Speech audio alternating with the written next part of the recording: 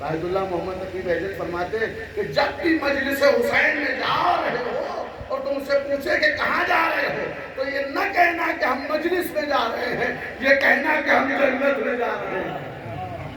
لبیک یا حسین، لبیک یا حسین، لبیک یا حسین، لبیک یا حسین، لبیک یا حسین، لبیک یا حسین۔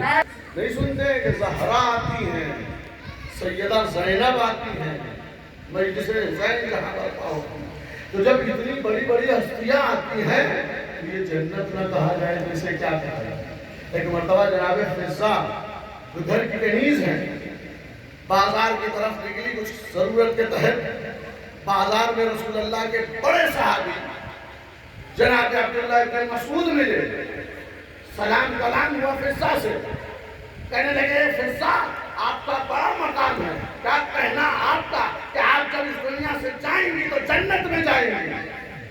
توجہ کریں، عبداللہ ابن مسعود کہتے ہیں کہ کیا کہنا آپ کا مرتبہ بڑا، آپ کا مقام بڑا، آپ جب مر کے اس دنیا سے جائیں گی تو جنت میں جائیں گی۔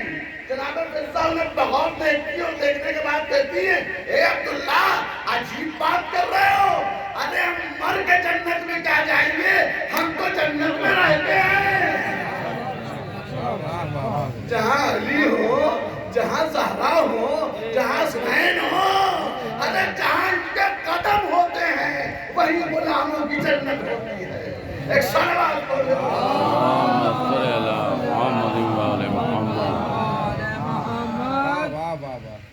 حق کہے ہو تو حق بھی کر دے۔ ایک صلوات پڑھ لو محمد اللہم صلی علی محمد وآل محمد۔ جس میں واہ واہ بہت ہو رہی ہے، جس میں سبحان اللہ بہت ہو رہی ہے، وہ مجلس ہرگز کامیاب نہیں ہے۔ کامیاب مجلس وہ ہے کہ فرش سے ہاتھ گھر تک چلی جائے۔ کامیاب مجلس وہ ہے کہ یہاں سے سیکھو، اپنی زندگی میں اسے داخل کرو کہ ہم نے فرش عزا سے یہاں سے دیا ہے، آپ ایسے ہی زندگی گزاریں گے جیسے زینب بتا گئی ہیں، جیسے حسین بتا گئے ہیں، جیسے علی بتا گئے ہیں۔ تو کامیاب مجلس کی انہوں نے آج بتائی کہ وہ ہے کہ اس میں عمل ہو۔ آپ عالم کو بلائیں گے تو وہ بتائے گا، سمجھائے گا، اور یہ چھوٹے چھوٹے بچے بیٹھے ہوئے ان کی سمجھ میں ہو سکتا ہے کل آ جائے، ابھی یہ دور ہے، ممکن ہے کہ یہ قریب آ جائے، تو قریب ذاکر رٹو دوتا نہیں لا سکتے، وہ لفاظیوں میں آپ کو الجھا کر چلے جائیں گے۔ معاف کیجئے گا، ہو سکتا ہے تنگ ہو جائے گا، لیکن حقیقت یہی ہے۔ اسی لیے تو آیت اللہ امام خمینی نے فرمایا تھا کہ عالموں سے علم ملتا ہے، علم سیکھنا ہے تو عالموں سے سیکھنا ہے۔ حدیث میں تو ہے کہ 3 مہینے تک کوئی گناہ نہیں لکھا جائے گا، اور یہاں ابھی یہ سر مڑا کر آ رہا ہے، سر مڑاتے ہی اولا پڑ گیا، سر مڑاتے ہی معلوم یہ ہوا کہ عذاب آ گیا، تو جواب یہی آئے گا خدا کی طرف سے کہ یاد رکھنا میرے نبی نے جو کہا ہے وہ غلط نہیں کہا ہے کہ 3 مہینے تک اس کا کوئی گناہ نہیں لکھا جائے گا، لیکن علی کے مقابل میں آئے گا، تو چاہے حاجی ہو یا غیر حاجی عذاب اسی وقت آئے گا۔ ایک صلوات پڑھ لو۔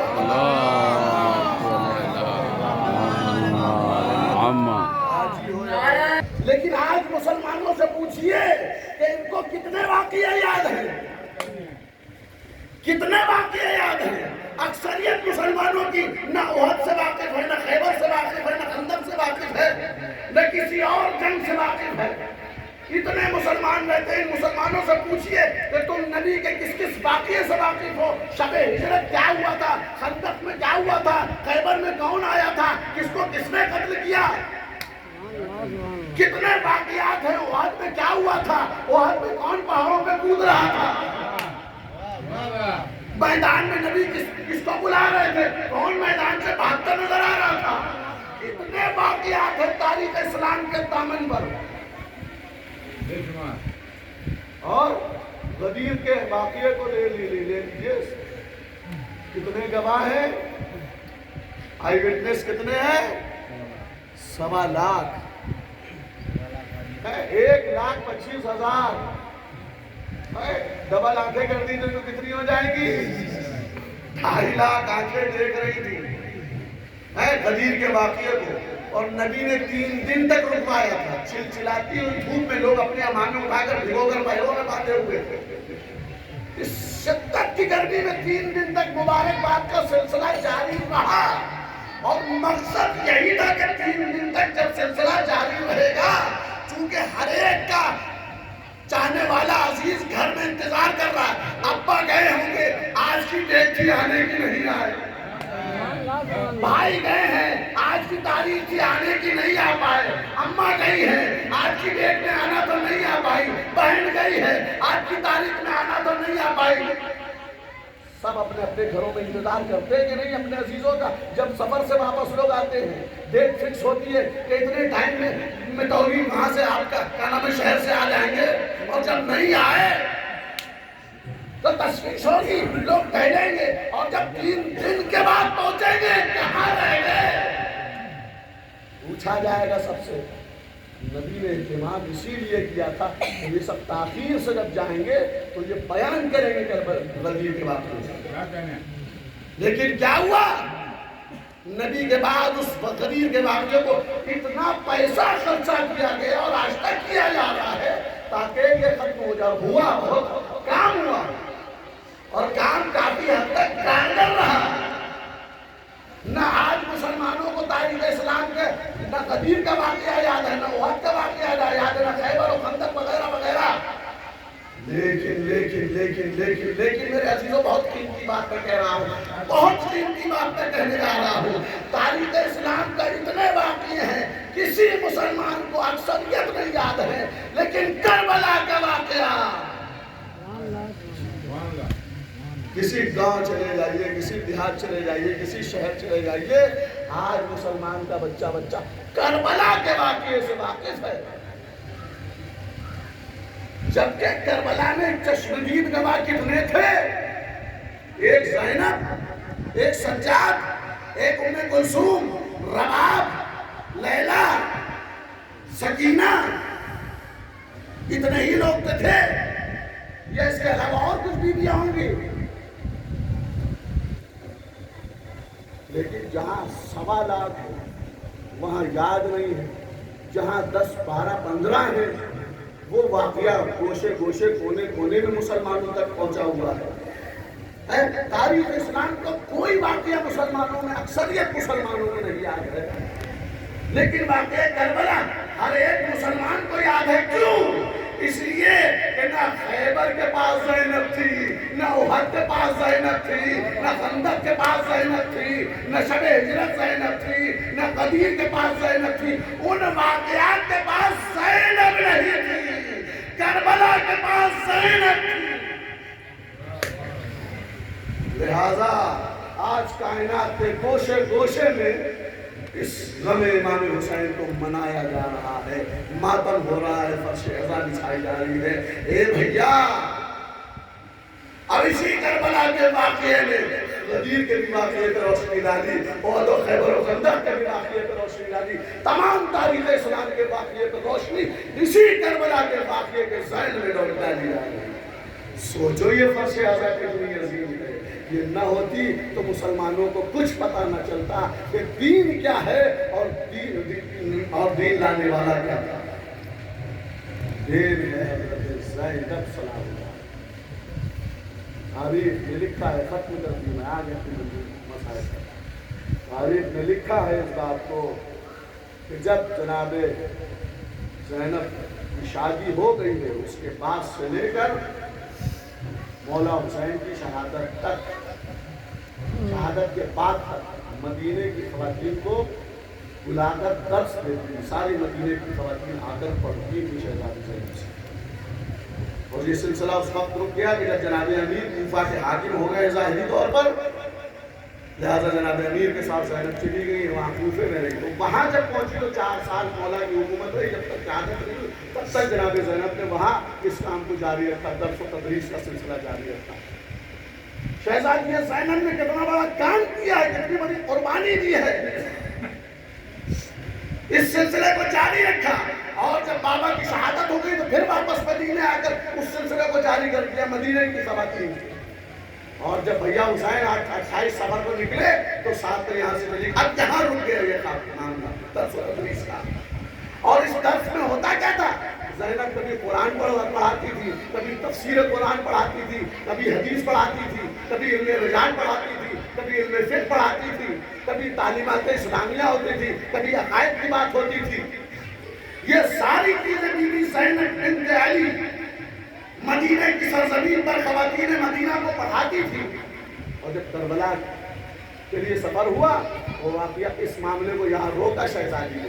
واقعہ کربلا کے بعد زندان میں رہی تو پونے 2 سال تقریباً 1.5 سال باہر نہیں مدینے کے. مدینہ واپس آئی، اس درس و تدریس کے سلسلے کو پھر جاری کیا.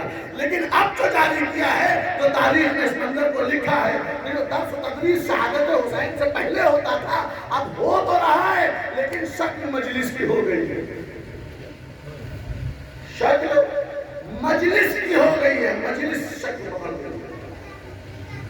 تاریخ نے لکھا کہ اب بی بی زینب جب کربلا کے واقعے کے بعد پڑھا رہی ہے مدینے کی خواتین کو، تو درس تو ہو رہا ہے، ساتھ ساتھ واقعہ کربلا بھی بیان ہو رہا ہے. کربلا کے واقعاتوں کو بھی بیان کیا جا رہا ہے. اور اسی دوران بی بی زینب سلام اللہ علیہا نے دیکھا کہ جب وہ مسائل حسین، ظاہر سی بات ہے سنو، آپ غور کیجیے آج سالوں کے صدیوں کے بعد جیسے کیا نام ہے طالب علم معمولی سا تھوڑا سا علم رکھنے والے پڑھ دیتے ہیں تو آپ لوگ روتے ہیں، گریا کرتے ہیں، خواتین روتی ہیں، ماں بہنیں گریا کرتی ہیں.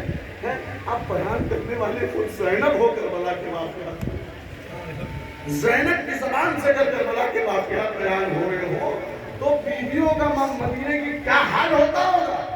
تاریخ کے اس منظر کو بھی لکھا ہے کہ جب بی بی زینب کربلا کے واقعات کو بیان فرماتی تھی تو وہاں کی خواتین روتے روتے کش کھا جاتی تھی اور اس قدر کمزور اور لاغر ہو جاتی تھی کہ پھر اٹھا نہیں جاتا.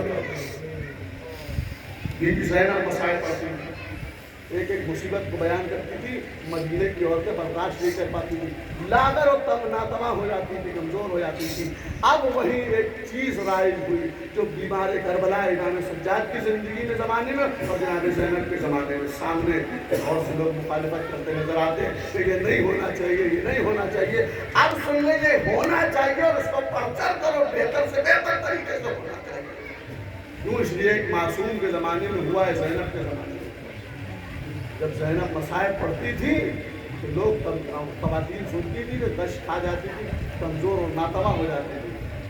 تو وہاں کی خواتین نے ایک شربت ایجاد کیا جو بطور تبرک مجلس کے بعد ان لوگوں کو دیا جاتا.